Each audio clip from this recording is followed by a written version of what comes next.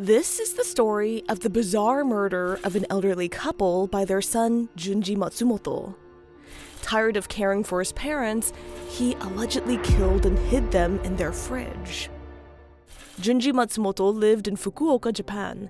In his late 50s, he was unemployed, caring for his parents, and in June 2021, decided to murder his elderly parents. How did he kill them? Why did he decide he had had enough of caring for them? How was he caught, and what happened to him? According to Japanese news, Shinji's parents, 88-year-old father Hirokazu Matsumoto, and his mother, 87-year-old Makie Matsumoto, lived in Fukuoka in the southern part of Japan.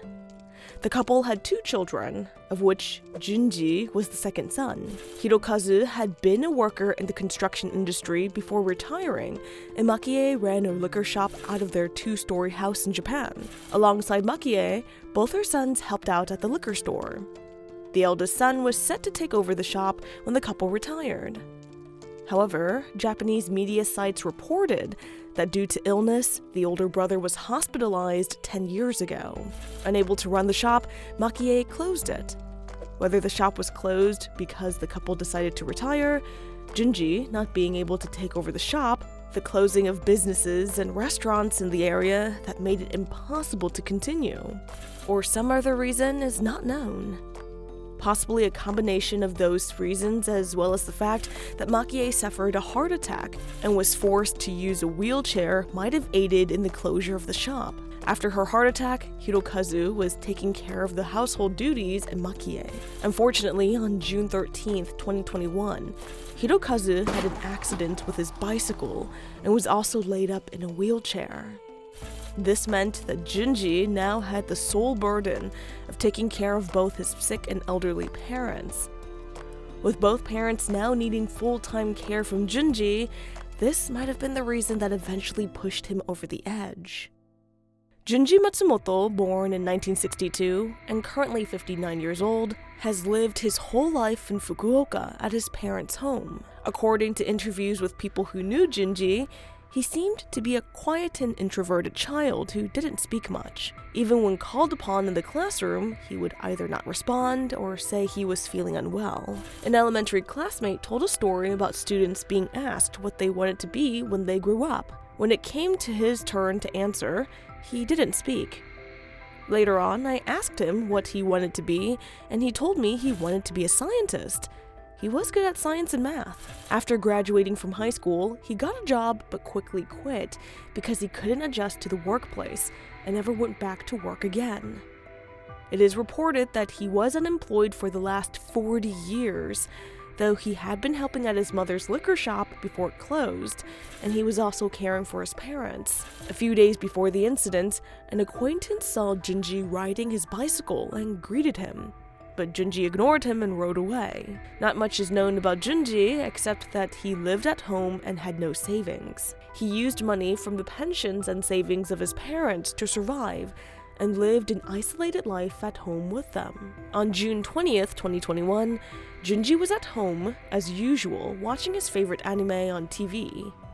Since Junji's father's bike accident on the 13th, Junji had been responsible for care duties for both his parents, including meals, cleaning, bathing, and taking them to the bathroom.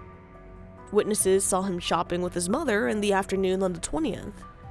On this day, Hirokazu kept asking Junji to take him to the bathroom, and was angered when his son wouldn't tend to him. According to a local news outlet, Junji said that, "During a good scene in an anime, my father repeatedly called for me to take care of him. Because he complained about me, I killed him." He told police that he used an electrical cord to strangle his father. Once his father was dead, he went to his mother and strangled her as well, because she had witnessed the murder. He then took both of their bodies and placed them in an empty commercial refrigerator on the first floor of their home that used to be part of the liquor shop. The refrigerator was unplugged, and the glass was covered in duct tape to hide the remains. The bodies were stacked on top of each other and were in decay when the police finally found them. The day after killing his parents, on the 21st of June, Junji called the rehab hospital where his mother had an appointment and canceled it, saying she had been hospitalized. Then, on the 23rd of June, he contacted the city welfare office, who was planning to visit that day, and postponed the visit for a day. He was also seen by neighbors riding his bike alone. According to police investigations, Junji stole his parents' bank cards and withdrew thousands of yen from their accounts, and then traveled to Hakata Station, boarding a train that went all the way north to Yamaguchi Prefecture. Moving from prefecture to prefecture, Junji stopped in Akita, Iwate, Kanagawa, all the way to Kyoto. Police were able to track his movements and caught up with him on July 4th in the parking lot of the hotel where he was staying in Kyoto. While on the run, relatives couldn't get in touch with him or his parents, so they had called the police to do a wellness check on June 28th. On this day, police entered the home and noticed a strange odor coming from a commercial fridge that was taped up. Opening the unplugged fridge, they were shocked to find the decaying bodies of Junji's parents. They also couldn't find Junji, so he quickly became a person of interest, and the police started searching for him. FNN News stated that once police found Junji, he quickly admitted to placing his dead parents in the fridge and said, "I wanted to escape from reality," explaining why he kept moving around the country. At first, police arrested Junji on suspicion of abandoning a corpse.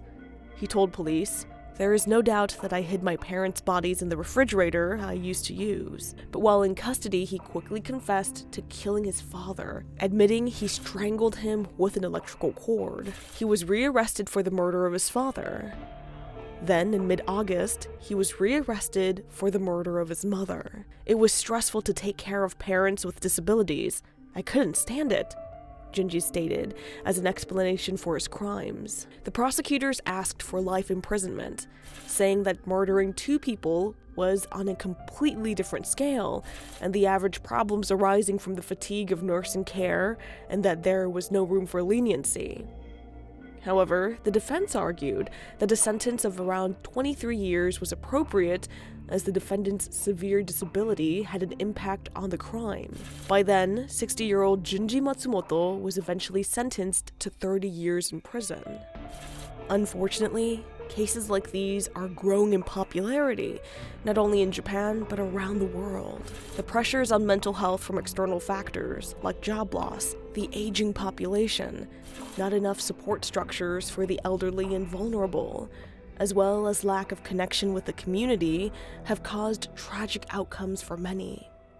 Whether Junji's isolation from society was caused by mental trauma from his childhood, or the added pressures of having to care for elderly parents became too much for him, he took the worst actions possible against his own parents. Rather than reaching out to the community or support groups in his area to help him care for his sick and senior parents, he decided to selfishly kill them, hide their remains, steal from them, and go on a trip across Japan. Hopefully, this story will send out a message to many people who are dealing with similar issues, and rather than running from their problems or dealing with them in a negative way, they will find alternatives that will ensure all human lives are cherished and cared for.